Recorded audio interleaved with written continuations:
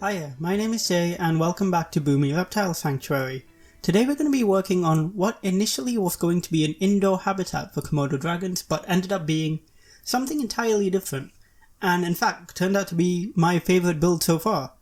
What you're going to be seeing is my attempt to initially try and build a dome, but it ended up becoming sort of this bowl-like, almost stadium-esque kind of habitat with an open air feel to it, which is partially sheltered by a canopy, like a fabric canopy, and that's actually one of my favourite parts of this build.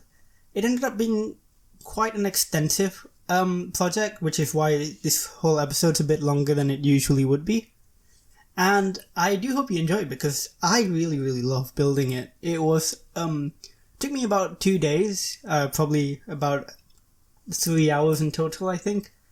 And it was so much fun. I had a blast using all these different pieces, primarily from the East Asian set. A lot of these dry stone walls and these really large timber pieces, which were really excellent to use. And I used a couple pieces from the Indian set for the canopies as well, that you'll see later on.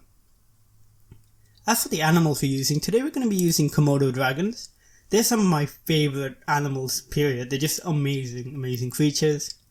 You may know a few things about them. In the wild, they can be found on Komodo Island specifically, but on a couple other islands here and there in Indonesia. Indonesia itself has thousands of islands, and there are loads of indigenous species that kind of range across these different islands, and across each of these islands exhibit different traits. For example, reticulate pythons. They may be the longest snake we actually know of, but across the different Indonesian islands, they exhibit island dwarfism, and you have different islands where you find different lengths of these reticulated pythons, with some of them becoming relatively short, up to about 8 feet, which is still big for a snake, but for a python it's relatively small. And when it comes to Komodo dragons, what they exhibit is island gigantism, where they're much larger than what would normally be expected of this type of animal. They're massive, they're the largest type of lizard, they're a varanid, a monitor, so related to the Nile monitor that we did in a previous episode. And they are just really cool animals. One of the coolest traits they have is that they're an apex predator with a pseudo-venomous bite. They don't actually have venom, but when they bite down on a prey item, there is a whole host of bacteria just festering in their mouth, and that kind of microbiota infects the organism which it's attacking, and that leads to an unfortunate, slow, painful death. So these guys are definitely a force to be reckoned with. If you watch some documentaries on them, you can see that a group of them could easily take down buffalo-sized animals, which is why it's not particularly advisable to get on their bad side. But they are just amazing animals. I've seen some in person at the London Zoo most recently. And initially this was going to be based on the habitat that they have in the London Zoo, which is an indoor habitat with an indoor viewing gallery, and it's kind of shared with the Galapagos tortoise. But in the end I decided to kind of still play on that a bit, which is why you'll notice this habitat has a similar viewing area to that of the Galapagos tortoise. But at the same time, I wanted to try something really new and really exciting, which is why I went for this canopied open air habitat. I still don't know what to really call it. It's kind of like a bowl, and it looks really cool at the end of it. I'm extremely happy with it, and I think the Komodo dragons are too. You'll see them in the cinematics, but unfortunately, the whole time I was filming them, they didn't really do anything. They just kind of sat there, which is pretty realistic. When I went to see Komodo dragons at the London Zoo, that's kind of all they did too. They just kind of sat there, which makes sense. They're large lizards, they need to bask, they just kind of find a nice spot and they just warm up and chill, and they enjoy themselves, which is, completely understandable really. I mean, if I were to be a lizard, I'd enjoy doing that. So when it comes to the habitat for this animal, I try to take into consideration kind of its island environment. When I've seen videos of them, they're usually on the beach or in sandy kind of clearings, sandy, soily kind of clearings in the middle of the forest, where they do have a decent amount of plant matter, around them, but not an awful lot. So I tried to take that into consideration, make it a bit more sparse, but still have some sort of coverage.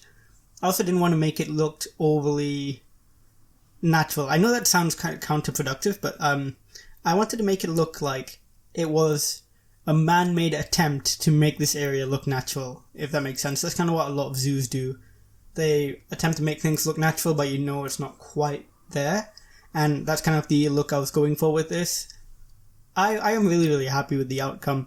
As you can see, it took me a while trying to learn how all these pieces fit together and how to make them kind of click and rotating them, and it was just quite a while in the making, but it was really, really worth it. It gave me a lot of insight into how the tools work within the game.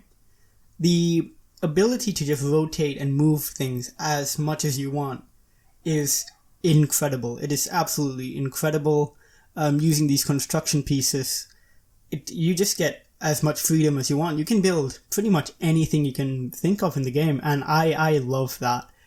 And I'm still just barely getting to grips with it. I'm nowhere near as good as some of the people I've seen on YouTube. They're incredible. The work I've seen being put into the game, the creations people have made, it's mind-blowing. It really is. And, you know, kudos to them. They just know how the game works, and they've really practiced, and they've got a lot of skill, and they put in a lot of time into the game. And I hope to get to a similar level in the future, but that's going to take me a long time. Currently I've got about 100 hours in Planet 2, including the beta time, and I'm not anywhere near close to being at any sort of decent level, so I'm going to keep trying to work at it. I'm going to keep trying to learn everything I can about how the buildings work, just keep making, pushing my limits a little bit. I think that's kind of the thing with this game, is that the more inspiration you have, the more you try and build these crazy large-scale things, the more likely you are to kind of learn how the game works and kind of start building really cool stuff. If any of that made any sense, I just kind of went on a bit of a rambly tangent there. Anyways, aside from the build that we're doing today, what I want to talk about is I'm going to make a video on my personal top 10 animals in the game, and I'm going to be ranking them based on 3 criteria, if I can speak. The first one being their accuracy to the real animal. Secondly, I'm going to be ranking them based on their value to the genre, just on a zoo simulation games in general, whether this animal has never been seen before, whether it's a great animal for educating players on conservation, etc. And a third criteria, which I haven't quite figured out yet. I can't remember what it was. I think it was behavior, whatever it is. But that's going to be out probably sometime next week when I get the chance. It's going to be quite a fun one, I think. I really enjoy looking at all these different animals, and I've had a chance to play with almost all of them now. And just observing them and watching how they behave and stuff, I absolutely love all the animals, but there are definitely a few that stick out more than others. A few which I think are just really, really, really great, and I want to kind of showcase them. And yeah, aside from that, next month I also aim to be playing some Jurassic World Evolution on the channel, building some Sandbox islands. That should be pretty fun. I love dinosaurs. I've always been a big dinosaur fan. I could probably, just spend hours talking about them. They're kind of my forte, really. And Jurassic World Evolution is one of my favourite games. As much as I'm not a fan of the dinosaur designs in Jurassic Park and Jurassic World, especially Jurassic World, oh god. There are lots of really good designs, especially in Jurassic World Evolution, because when it comes to the dinosaurs that are not part of the film series, they tend to be able to do slightly more kind of biologically accurate models. For example, the Suchomimus in Jurassic World Evolution is really excellent, actually. It looks really good. It's pretty much spot on accurate with the exception of the pronated wrists. But otherwise, it's really excellent. So if anyone of you who's listening are really into dinosaurs, feel free to watch that series. That'll be a lot of fun. I'll be delving into the new DLC that's coming out, which is Return to Jurassic Park. That should be a lot of fun. Jurassic Park itself is one of my favourite movies. And yeah, just kind of coming back from that massive tangent to back to the Komodo dragons here. I think these guys are really cool. And what we're going to do from here on out is we're going to start building on this side of the park. As you may have noticed, we're building a long ways away from what we've already built. We've crossed the lake actually. So what we're going to do is we're going to build up a nice fancy bridge for the footpath that I make to connect these two areas. And then on this side of the park, we're going to start working on some more arid builds for animals. For example, the desert exhibit animals, the Aldabra giant tortoise, the ostriches. And then we're going to start working on the lake itself, which is where our crocodilians are going to be, the saltwater crocodile and the Indian gharial. Really, really excited for that part. I know now the limit for crocodiles socially in the game is about 1 to 2, I believe, which would make for a slightly underwhelming habitat if it's only just the 2 crocodiles. But I think we're going to try and do more, because whenever I've been to Reptile Sanctuary and stuff, they have loads of crocodiles living together, which is not ideal. When you have too many, they do infight a little bit. Sometimes they bite at each other, and you may notice if a lot of crocodiles live together, you may notice some of them are missing toes, fingers, some are missing entire limbs. You may notice they got a lot of scars. It's because they do fight amongst themselves.